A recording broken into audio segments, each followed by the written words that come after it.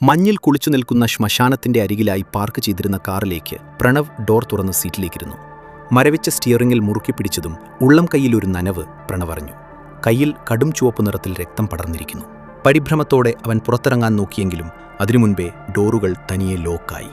ഒരു സെക്കൻഡിനുള്ളിൽ തനിയെ ഗിയർ വീഴുകയും സ്റ്റിയറിംഗ് കറങ്ങുകയും ചെയ്ത് എഞ്ചിൻ ഇരമ്പിക്കൊണ്ട് കാർ മുന്നോട്ട് കുതിച്ചു. അവൻ ഭയന്ന് വിറച്ചുപോയി. ഓഡോമീറ്ററിൽ സൂചി കുതിച്ചുയർന്നു. അവൻ മരണം മുന്നിൽ കണ്ട നിമിഷങ്ങൾക്കുള്ളിൽ റോഡരികിലെ മരത്തിലേക്ക് കാർ അതിവേഗത്തിൽ ഇടിച്ചുകയറി. ചില്ലുകൾ ചിതറിത്തെറിക്കുന്ന ഭയാനകമായ ശബ്ദം. നെറ്റിമുറിഞ്ഞ് ചൂടുള്ള രക്തം ഒലിച്ചിറങ്ങി അവൻ്റെ കാഴ്ചയെ മറച്ചെങ്കിലും പാസഞ്ചർ സീറ്റിൽ ആരോ ഇരിക്കുന്നതുപോലെ പ്രണവിന് തോന്നി. അതൊരു സ്ത്രീരൂപമായിരുന്നു. അവളുടെ നിശ്ചലമായ രൂപം അവനെ തന്നെ തുറച്ചു നോക്കുന്നതുപോലെ അവന് തോന്നി.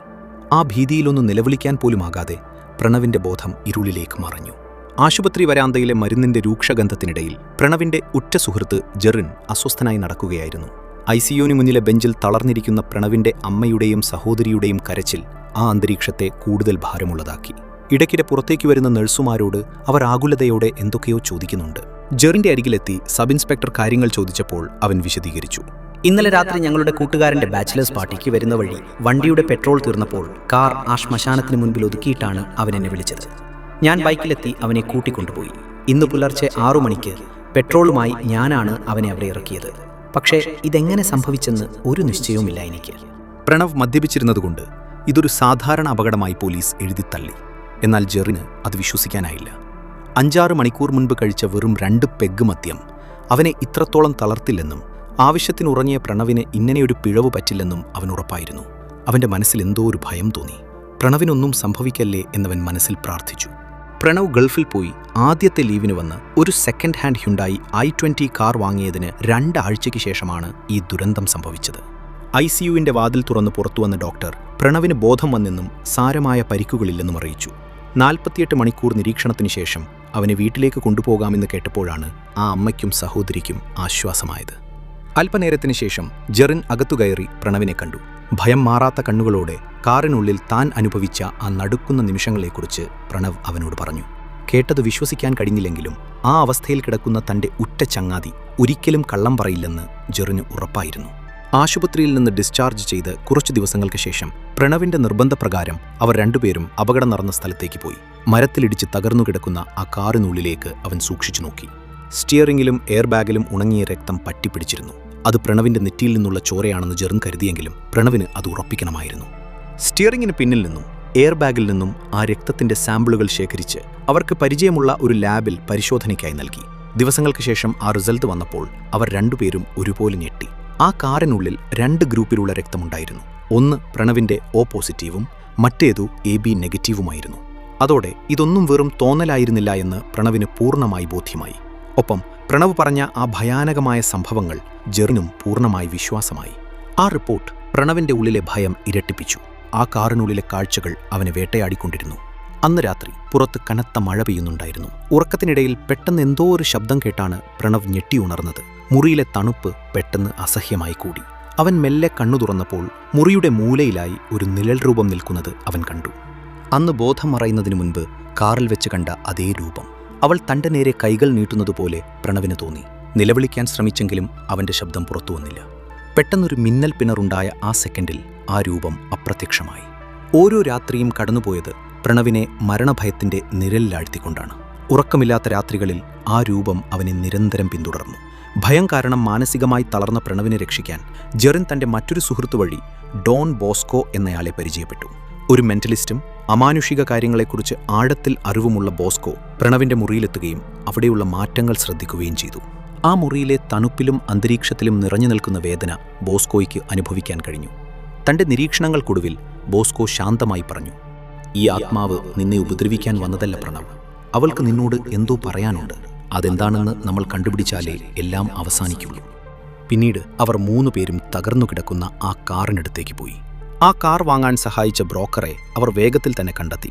കിരൺ എന്ന ഡോക്ടറിൻ്റെ ഭാര്യയുടേതാണ് ആ കാറെന്നും ഭാര്യ അരുണിമയുടെ മരണത്തിന് ശേഷം അയാളത് വിൽക്കാൻ ഏൽപ്പിച്ചതാണെന്നും ബ്രോക്കർ വെളിപ്പെടുത്തി.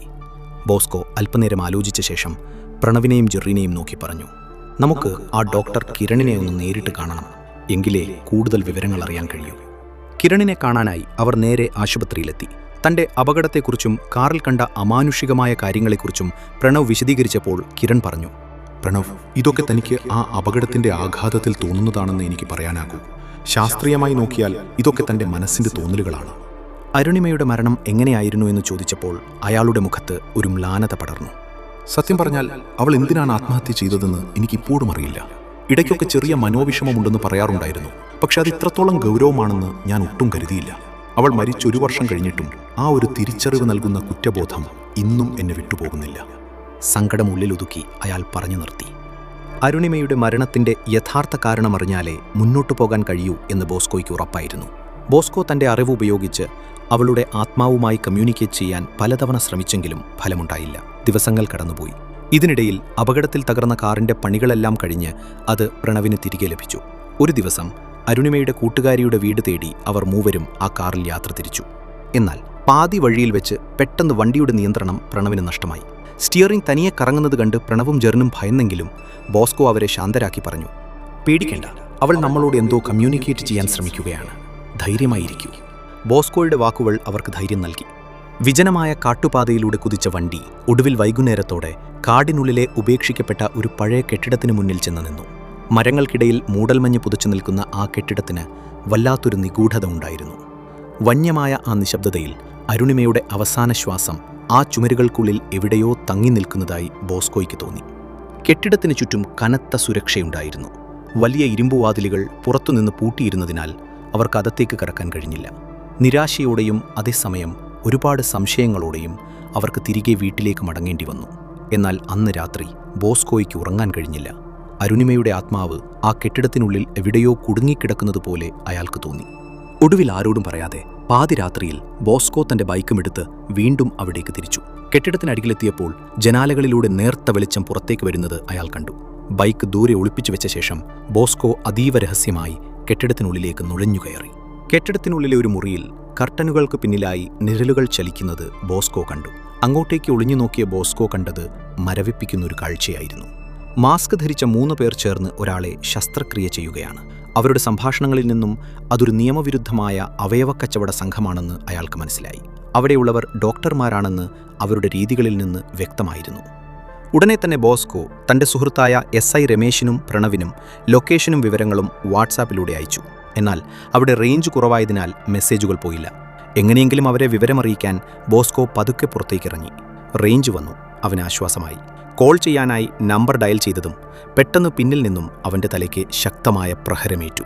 ഒരു നിമിഷം കൊണ്ട് ബോസ്കോയുടെ ബോധം മറഞ്ഞു. കുറച്ചു സമയത്തിനു ശേഷം കണ്ണു തുറക്കുമ്പോൾ ബോസ്കോ ആ മുറിക്കുള്ളിലെ ശസ്ത്രക്രിയ മേശയ്ക്ക് അരികിലായിരുന്നു. ചുറ്റും മാസ്ക് ധരിച്ച ആ 3 ഡോക്ടർമാരുമുണ്ട്. അതിലൊരാൾ പറഞ്ഞു, നീ വലിയ മെന്റലിസ്റ്റൊക്കെയാണല്ലോ ബോസ്കോ. എന്നിട്ടെന്താ നിന്റെ ജീവന് അപകടമുണ്ടെന്ന് മുൻകൂട്ടി അറിയാതിരുന്നത്? പരിചിതമായ ആ ശബ്ദം കേട്ട് ബോസ്കോ ഞെട്ടിപ്പോയി. മാസ്ക് സാവധാനം മാറ്റിക്കൊണ്ട് അയാൾ ബോസ്കോയുടെ മുന്നിലേക്ക് വന്നു. അത് കിരണായിരുന്നു, അരുണിമയുടെ ഭർത്താവ്. സങ്കടം അഭിനയിച്ചിരുന്ന ആ മുഖത്ത് ഇപ്പോൾ ക്രൂരമായ ഒരു ചിരിയോടെ ഒരു കൊലയാളിയുടെ ഭാവമായിരുന്നു കിരണിന്. ഇനി നീ ജീവിച്ചിരിക്കുന്നത് ഞങ്ങൾക്ക് വലിയ അപകടമാണ് എന്ന് ക്രൂരമായി ആക്രോശിച്ചുകൊണ്ട് കിരൺ സിറിഞ്ചിലേക്ക് മാരകമായ വിഷം നിറച്ചു. ബോസ്കോയെ ലക്ഷ്യം വെച്ച് ആ കൂർത്ത സൂചിമുന നീണ്ടപ്പോൾ കൈകാലുകൾ കെട്ടിയിട്ട ബോസ്കോ നിസ്സഹായനായി. എന്നാൽ ആ സൂചിമുന ദേഹത്ത് തൊടുന്നതിന് തൊട്ടുമുൻപ് ആ കെട്ടിടത്തിലെ വെളിച്ചം മൊത്തത്തിലണഞ്ഞു. പെട്ടെന്ന് ജനറേറ്റർ നിലച്ചതോടെ കിരണും സംഘവും അന്ധകാരത്തിൽ തപ്പിത്തടഞ്ഞു. പെട്ടെന്ന് മുറിയിലേക്ക് ടോർച്ച് വെളിച്ചങ്ങൾ ഇരച്ചുകയറി. SI രമേശും സംഘവും ആ കെട്ടിടത്തിലേക്ക് ആയുധങ്ങളുമായി പാഞ്ഞെത്തി. നേരത്തെ ബോസ്കോ പുറത്തിറങ്ങിയപ്പോൾ സിഗ്നൽ ലഭിച്ചതും അവന്റെ വാട്സപ്പ് സന്ദേശങ്ങൾ SIയുടെയും പ്രണവിന്റെയും ഫോണുകളിലേക്ക് കൃത്യമായി എത്തിയിരുന്നു. പോലീസിന്റെ തോക്കിൻമുനയിൽ നിൽക്കുന്ന കിരണിനും മറ്റു കൂട്ടുപ്രതികൾക്കും രക്ഷപ്പെടാൻ ഒരിടവുമില്ലായിരുന്നു. ആ ഭീതിയിൽ അവർ നിസ്സഹായരായി കൈകൾ ഉയർത്തി പോലീസിനു മുന്നിൽ കീഴടങ്ങി. പോലീസ് കസ്റ്റഡിയിലായ പ്രതികളെ ചോദ്യം ചെയ്തതോടെ ഭയാനകമായ പല വിവരങ്ങളുമാണ് പുറത്തുവന്നത്. നിരപരാധികളെ കൊലപ്പെടുത്തി ശരീരഭാഗങ്ങൾ കടത്തുന്ന കോടികളുടെ അവയവക്കച്ചവട മാഫിയയിലെ പ്രധാന കണ്ണികളായിരുന്നു ആ ഡോക്ടർമാർ. മനുഷ്യജീവന് വിലയിടാത്ത അവരുടെ കൊടും ക്രൂരതകൾ കേട്ട് പരിചയസമ്പന്നരായ പോലീസുകാർ പോലും അമ്പരന്നുപോയി. ഒടുവിൽ പ്രണയിച്ച് വിവാഹം കഴിച്ച അരുണിമ എങ്ങനെയാണ് മരിച്ചതെന്ന SIയുടെ ഗൗരവമേറിയ ചോദ്യത്തിനു മുന്നിൽ പതുങ്ങിയ സ്വരത്തിൽ കിരൺ അത് വെളിപ്പെടുത്താൻ തുടങ്ങി. ഹോസ്പിറ്റലിൽ വെച്ചാണ് അരുണിമയെ കിരൺ ആദ്യമായി പരിചയപ്പെടുന്നത്. അവളുടെ അപൂർവമായ AB നെഗറ്റീവ് രക്തഗ്രൂപ്പിനെക്കുറിച്ചറിഞ്ഞപ്പോൾ അവളുടെ ശരീരാവയവങ്ങൾ ലക്ഷ്യമിട്ടാണ് കിരൺ ആദ്യം സ്നേഹം നടിച്ചു തുടങ്ങിയത്. എന്നാൽ പതുക്കെ അവളുടെ പെരുമാറ്റം അവന്റെ മനസ്സിനെ മാറ്റിമറിച്ചു. താൻ പോലും അറിയാതെ കിരൺ അവളെ ആത്മാർത്ഥമായി പ്രണയിച്ചു തുടങ്ങി. ഒടുവിൽ വീട്ടുകാരുടെ സമ്മതത്തോടെ അവർ വിവാഹിതരായി. ഏറെ സന്തോഷത്തോടെയാണ് അവർ തങ്ങളുടെ കുടുംബജീവിതം ആരംഭിച്ചത്. വിവാഹശേഷം രാത്രികളിൽ കിരൺ വീട്ടിൽ വരാൻ വൈകുന്നത് അരുണിമയിൽ സംശയങ്ങൾ ജനിപ്പിച്ചു. ഒരു ദിവസം കിരൺ അറിയാതെ അവൾ അവനെ പിന്തുടർന്നു. ആ പഴയ കെട്ടിടത്തിലെത്തിയ അരുണിമ കണ്ട കാഴ്ചകൾ അവളെ തളർത്തിക്കളഞ്ഞു. താൻ ജീവന് തുല്യം സ്നേഹിക്കുന്ന ഭർത്താവ് മനുഷ്യത്വമില്ലാത്ത ഒരു അവയവക്കടത്ത് സംഘത്തിന്റെ തലവനാണെന്ന സത്യം അവൾക്ക് വിശ്വസിക്കാനായില്ല. ആ ഞെട്ടലിൽ അവൾ കിരണിന്റെ മുൻപിലേക്ക് ദേഷ്യത്തോടെ ഓടിയെത്തി. കണ്ണീരോടെ അവൾ അവിടെ വെച്ച് തന്നെ കിരണിനോട് പൊട്ടിത്തെറിച്ചു. താൻ ഈ ക്രൂരത പോലീസിനെ അറിയിക്കുമെന്ന് അവൾ ഉറപ്പിച്ചു പറഞ്ഞപ്പോൾ ഭയന്നുപോയ കിരൺ അവളുടെ കാല് പിടിച്ച് അപേക്ഷിച്ചു. എന്നാൽ അവൾ ഒരു രീതിയിലും വഴങ്ങില്ലെന്ന് അവന് മനസ്സിലായി. അവനെ തള്ളിമാറ്റി പുറത്തേക്ക് പോകാൻ തിരിഞ്ഞതും കയ്യിൽ കരുതിയ വിഷം അവൻ അവളുടെ ശരീരത്തിലേക്ക് കുത്തിയിറക്കി. ജീവനറ്റ ആ ശരീരം അവളുടെ ഹ്യുണ്ടായി കാറിലിരുത്തി ശ്മശാനത്തിന് സമീപം ഉപേക്ഷിച്ചു. പോസ്റ്റ്മോർട്ടം റിപ്പോർട്ട് തിരുത്താൻ പണമെറിഞ്ഞ് അയാൾ എളുപ്പത്തിൽ രക്ഷപ്പെടുകയും ചെയ്തു. തൻ്റെ ക്രൂരതകളെല്ലാം തുറന്നു പറഞ്ഞതും കുറ്റബോധം അഭിനയിച്ചുകൊണ്ട് കിരൺ വലിയ ശബ്ദത്തിൽ പൊട്ടിക്കരയാൻ തുടങ്ങി. അത് കണ്ടതും ദേഷ്യമടക്കാനാവാതെ SI രമേശ് അവൻ്റെ മുഖത്ത് ശക്തിയായി അടിച്ചു. അവളെക്കുറിച്ച് ഓർത്ത് കരയാൻ നിനക്ക് യാതൊരു അർഹതയുമില്ലടാ എന്നയാൾ ആക്രോശിച്ചു. ജീവന് തുല്യം സ്നേഹിച്ച സ്വന്തം ഭാര്യയുടെ ജീവനെടുത്ത ആ മനുഷ്യന്റെ കണ്ണീരിൽ യാതൊരു സത്യവുമില്ലെന്ന് അവിടെ ഉണ്ടായിരുന്നവർക്കെല്ലാം ഉറപ്പായിരുന്നു. പെട്ടെന്ന് ബോസ്കോ കിരണിന്റെ അടുത്തേക്ക് നടന്നു ചെന്നു. നിനക്ക് അരുണിമയെ കാണണോ? അവൾ ഇവിടെ തന്നെയുണ്ട് എന്ന് ബോസ്കോ പറഞ്ഞത് കേട്ട് കിരൺ നടുക്കത്തോടെ അവനെ നോക്കി. ബോസ്കോ അവൻ്റെ കൈകളിൽ ബലമായി പിടിച്ചതും ആ മുറിയിലാകെ തണുത്ത കാറ്റാഞ്ഞു വീശി. അരുണിമയുടെ ഭീകരരൂപം കിരണിന്റെ മുന്നിൽ തെളിഞ്ഞു. അടുത്ത നിമിഷം ആ മുറിയിലെ വെളിച്ചമണഞ്ഞു. കനത്ത ഇരുട്ടിൽ കിരണിന്റെ ദയനീയമായ അലർച്ച മാത്രം ആ കെട്ടിടത്തിനുള്ളിൽ മുഴങ്ങി. നേരം പുലർന്നു തുടങ്ങിയപ്പോൾ ആ കെട്ടിടത്തിൽ നിന്നും പുറത്തേക്ക് നടക്കുമ്പോൾ പ്രണവിനും ജെറിനും ഉള്ളിലൊരു വലിയ ഭാരം ഒഴിഞ്ഞതുപോലെ തോന്നി. അരുണിമയ്ക്ക് നീതി ലഭിച്ചുവെന്ന ആശ്വാസത്തോടെ ബോസ്കോ അവർക്കൊപ്പം ആ മഞ്ഞിലേക്ക് നടന്നു നീങ്ങി.